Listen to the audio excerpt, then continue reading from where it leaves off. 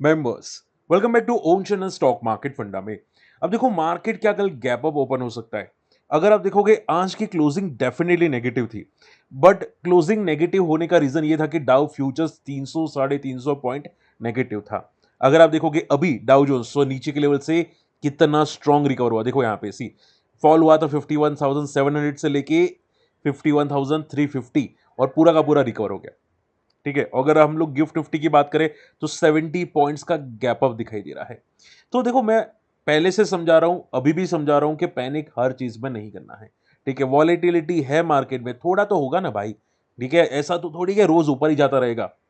ठीक है, अगर आप बहुत ज्यादा मीठा खाओगे तो डॉक्टर तो बोलेगा ना पे कि डायबिटीज हो जाएगी, कम खाओ कम खाओ। ठीक है, आपको लेबोरेटरी में भी टेस्ट करना पड़ेगा कि भाई ये डायबिटीज बढ़ रही है आपकी। बात समझ में आ रही है? तो थोड़ी वॉलेटिलिटी तो बेसिक रहने वाली है, ये नॉर्मल सी बात है। आई बात समझ में? ओके, तो अब मार्केट में स्ट्रेटेजी क्या रही है वो सुन लो ध्यान से। देखो, निफ्टी की अगर बात करें तो क्लोजिंग डेफिनेटली नेगेटिव थी।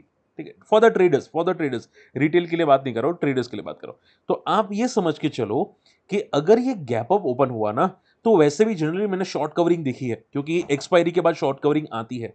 ठीक है, मार्केट गैप अप ओपन होने के बाद पूरा का पूरा शॉर्ट कवर हो जाता है। तो अभी के लिए चांसेस ये है कि अगर 23,900 के ऊपर ओपन होता है तो मार्केट एक बार के लिए शॉर्ट कवरिंग कर सकते हैं, 24,000 की तरफ जा सकता है। आई बात समझ में? हो सकती है 24,100 को भी टेस्ट करने की कोशिश करें, ये शॉर्ट कवरिंग का कमाल होगा। अगर स्टेबल ओपन होता है या गैप डाउन ओपन होता है तो गैप डाउन में थोड़ा ऊपर जाने के बाद वापस नीचे आने के चांसेस कर सकता है और फाइनल सपोर्ट ले सकता है विच इज अराउंड 23,600 का। बात समझ में आ रही है? तो अभी के लिए ज्यादा पैनिक मत करना। अगर गैप अप ओपन हुआ शॉर्ट कवरिंग के चांसेस ज्यादा दिखते हैं। ठीक है, चलिए। एंड देखो टेलीग्राम भी स्टार्ट हो चुका है, जो लोग नहीं ज्वाइन किए सर्च करना माई स्टॉक मार्केट फंडा। टेलीग्राम यहाँ पे स्टार्ट हो चुका है। जो व्हाट्सएप चैनल थी वो भी एक्टिव है, बट ज्यादातर चीजें हम लोग टेलीग्राम में डिस्कस करने की कोशिश करेंगे। रही बात बीटीसी की, बीटीसी एकदम सपोर्ट पे है यहाँ पे सी बिटकॉइन। ठीक है, बहुत तगड़े सपोर्ट पे है, पुल बैक आने के चांसेस है। मैंने ऑलरेडी मेंशन कर दिया था 62,400 पे बीटीसी था। अभी आप देखोगे सी यहाँ पे देखो देखो यहाँ पे बाउंस टू 63,400, मैंने ये क्लियर बताया था कि अभी सपोर्ट पे। यहाँ पे देखो 62,300 पे था और ये ऑलरेडी बाउंस हो चुका है 300 पॉइंट का। तो जो बोल रहा हूं वो सुना करो। ठीक है, मैं बकवास नहीं करता, आप लोगों के लिए काम की बातें करता हूं। आई बात समझ में? चलिए, अब मुझे ये बताओ ये किसका चार्ट है। देखो मुझे पता है काफी लोग फ्रस्ट्रेटेड के सर डायरेक्टली नाम बोल दो ना। ठीक है, खत्म हो नाम बोल दो। देखो थोड़ा मेहनत तो आपको भी करना पड़ेगा और रिस्ट्रिक्शंस हमको भी होते हैं कि भाई डायरेक्टली आप लाइव चार्ट नहीं बता सकते और बताते तो स्टॉक का नाम नहीं बता सकते। ये थोड़े रिस्ट्रिक्शंस होते हैं, बट मैं आपको सिखाने की कोशिश कर रहा हूं ताकि आप लोग चार्ट को सीख पाए। बात समझ में आ रही है? तो ये सीखो, मुझे कमेंट में बताओ ये किसका चार्ट है। मैं आपको सेक्टर बता दे रहा हूँ, ये ईवी सेक्टर का है। ठीक है, ईवी सेक्टर की कंपनी है और वन ऑफ द दिग्गज लीडर बोल सकते हैं ईवी कंपनी के अंदर। अगर आप देखोगे डेली चार्ट में आपको बिग बुल पैटर्न दिख रहा है, ये दिख रहा है यहाँ पे बहुत अच्छी पैटर्न है। काफी लोग बोलेंगे कि सर क्या ये लाइफ को ब्रेक करेगा? चांसेस है, मैं ना नहीं बोलूंगा, बट मुझे थोड़ा पैनिक लग रहा है यहां पे। मैं आपको समझाता हूं क्यों।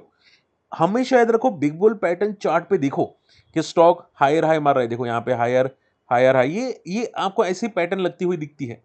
ठीक है, बट अगर आप मंथली चार्ट देखोगे, मैं यहाँ पे मंथली बता दूं, ये मंथली वाला चार्ट है। तो मंथली चार्ट में आप देखोगे ऊपर रेजिस्टेंस क्रिएट हो रहा है, देखो ये ऊपर गया, फिर यहाँ पे भी एक पॉज कैंडल बनी, यहाँ पे भी ऊपर सेलिंग प्रेशर की पॉज कैंडल बन रही है। जब भी ऐसे सेलिंग प्रेशर आते हैं ऊपर पॉज करके तो सीधा स्टॉक फॉल होता है। ठीक है, ये चार्ट पैटर्न है। तो अगर ये महीने में ये मंथ के अंदर क्लोजिंग हाई पे नहीं आई, टॉप पे नहीं आई, तो हाई चांसेस है कि भाई नेक्स्ट मंथ में टेक्निकल चार्ट्स के हिसाब से फॉल करने का कोशिश कर सकता है।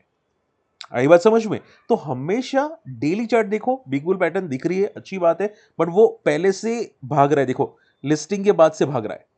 ऐसा तो है नहीं कि बिग बुल पैटर्न अभी बना रहा है, पहले से था। आई बात समझ में? तो ये चीजें आप लोगों के लिए काम आने वाली, सीखो तो काम आएगा। ठीक है, मुझे पता नहीं किसका चार्ट है। ओके, अब देखो आज अगर एफआई की बात करने जाए तो एफआई ने सीलिंग की है बहुत छोटी वाली। यानी कि आज के जो मार्केट फॉल में एफआई ज्यादा इंटरेस्टेड नहीं थे। तो आपको डरने की जरूरत भी नहीं है। अगर 5-6 हजार करोड़ की सेलिंग आती है तो थोड़ा बहुत डर लगता है कि भाई नहीं, एफआई अभी भी नेगेटिव है इंडियन मार्केट में।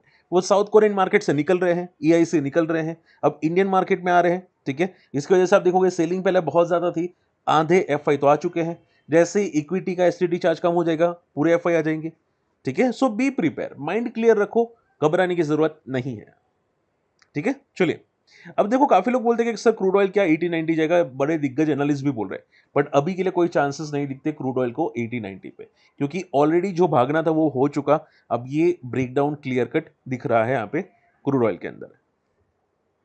देखो ट्रंप ने सोशल मीडिया पे क्या बोला, यहाँ पे देखो ट्रूथ सोशल पे उसने क्लियर कट बोला कि हम लोग जो है वो न्यूक्लियर इंस्पेक्शंस भी कर रहे हैं, देखिएगा ईरान के साथ, और बातचीत भी चल रही है, कोई ब्लॉकेज नहीं है स्ट्रेट ऑफ हॉर्मुज पे। स्ट्रेट ऑफ हॉर्मुज पूरा का पूरा खुला है, हम लोग टोटली कनेक्टेड हैं ईरान के साथ और हम लोग ये डील कर रहे हैं।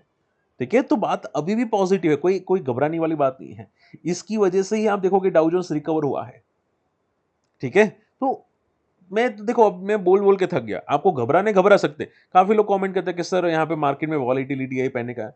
भाई स्टॉक स्पेसिफिक देखो ना, आप ये स्टॉक देखो, कितना भी मार्केट में volatility I, straight of Hormuz टूट गया, फट गया, कुछ भी हुआ, ये बंदा भाग रहा है ना, हर महीने भाग रहा है। ठीक है, आपको चार्ट्स पढ़ना आना चाहिए। स्टॉक तो भागते हैं, स्टॉक मोमेंटम कर रहे हैं।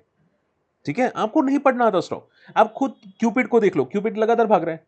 हालांकि एज ए कॉशियस रहना, क्योंकि बहुत टॉप पे है, फॉल होने के चांसेस है, बट वो लगातार भाग रहा है। ठीक है, तो हमेशा याद रखो कि पहले पीक, हमेशा स्टॉक को पहले देखना होता है, बाद में देखोगे तो ट्रैप होने के चांसेस है।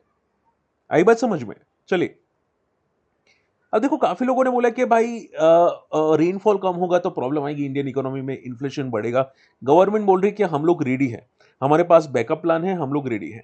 ठीक है, अगर गवर्नमेंट के पास बैकअप प्लान है और वो इंटरेस्ट रेट नहीं बढ़ाने वाले और रेनफॉल कम होगा तो उसका भी सॉल्यूशन गवर्नमेंट करने वाली है, तो फिर मार्केट को घबराने की जरूरत नहीं है। अब वो बहुत सारे सॉल्यूशन हो सकते हैं, आप चैट जीपीटी को पूछो, वो भी सॉल्यूशन बताएगा। ठीक है ना, तो आई डोंट थिंक रेनफॉल का कम इशू इशू क्रिएट कर सकता है। ठीक है, दिखता है, आई थिंक वो शायद हो सकता है आर्टिफिशियल रेन भी क्रिएट कर ले किसी भी तरह। देखते हैं यहाँ पे। देखो इन्फोसिस अभी रिसेंटली बहुत फॉल हुआ, आज भी 2-3% फॉल हुआ था। अब इन्फोसिस का जो मेन पर्सन है वो क्लियर कट बोल रहा है कि हम लोग ईआई के लिए रेडी है, हम लोग ईआई रिलेटेड भी सर्विस प्रोवाइड कर रहे हैं। यस, इन्फोसिस ने खुद बोला है कि हम लोग ईआई रिलेटेड सर्विस प्रोवाइड कर रहे हैं, और आगे जाके जितना भी एआई बढ़ेगा 300-400 बिलियन का, तो हम लोग सर्विस लेने के लिए रेडी है। एंड देखो एक टाइम पे पहले कंप्यूटर नहीं थे। ठीक है, कंप्यूटर आया तो क्या आईटी वालों की जॉब्स चली गई? उल्टा आईटी वालों की जॉब्स बढ़ी। डेटा एंट्री होती है, अलग अलग सॉफ्टवेयर्स बनाने पड़ते हैं, अलग अलग लैंग्वेजेस होती है, programming languages, Python, PHP, C plus plus, बहुत सारी प्रोग्रामिंग लैंग्वेजेस होती हैं। तो उल्टा बढ़ता है काम, स्कोप बढ़ते हैं। ठीक है, अगर एआई आती है तो एआई का स्कोप बढ़ेगा। ठीक है, बहुत सारे नए काम आएंगे, नई अपॉर्चुनिटीज आएगी, जैसे कि लैपटॉप आया, अब मान लो कि और एडवांस सिस्टम आ जाएगा, हम लोग शायद विदाउट लैपटॉप, विदाउट स्क्रीन, हम लोग डायरेक्टली टाइप कर सकते हैं हवा में, जैसे कि हॉलीवुड मूवी में होता है। ठीक है, तो बहुत सारी अपॉर्चुनिटीज मिलेगी, तो इन्फोसिस रेडी है।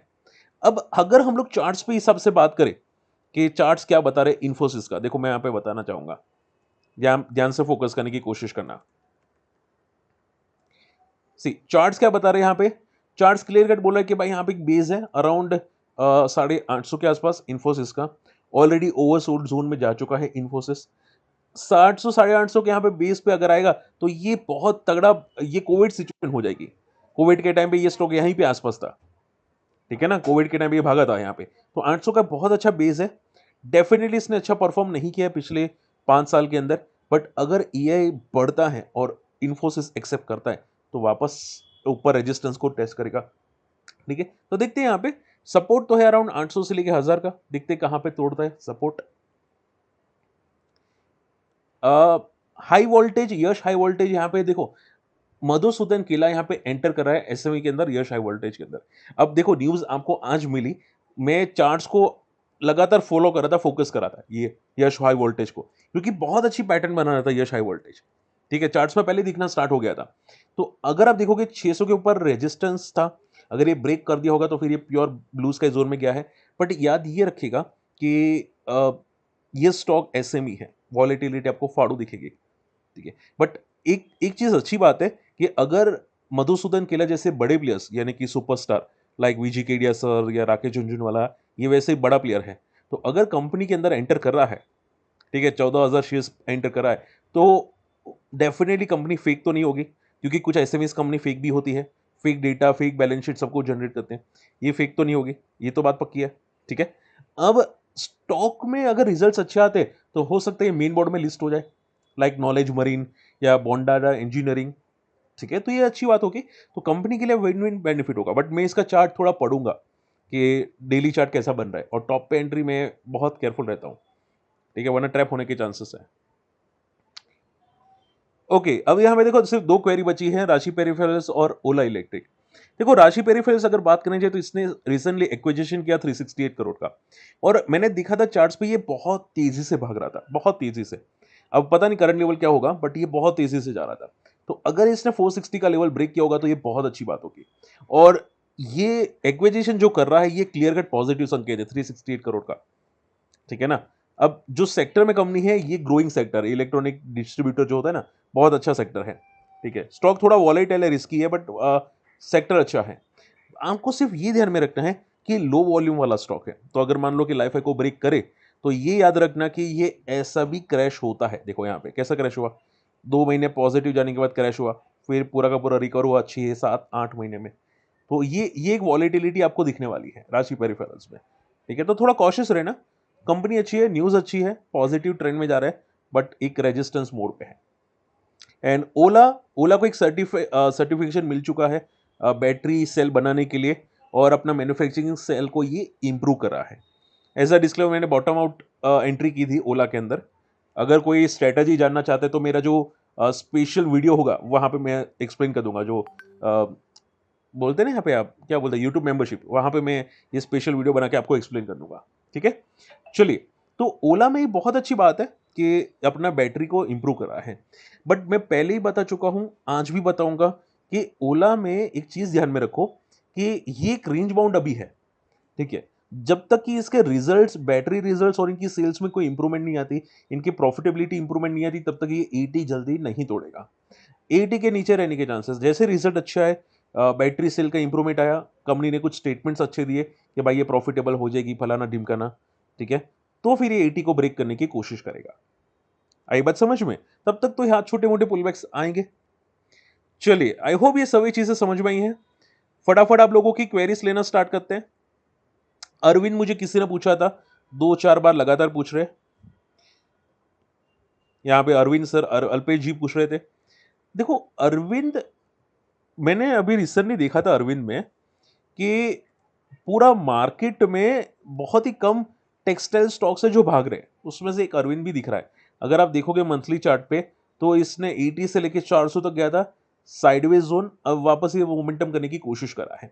अगर ये 450 का लेवल ब्रेक किया होगा तो ये मल्टी ईयर ब्रेकआउट होगा, फिर 280 और 400 का जो रेंज है उतना रेंज कवर करने की कोशिश करेगा, ठीक है।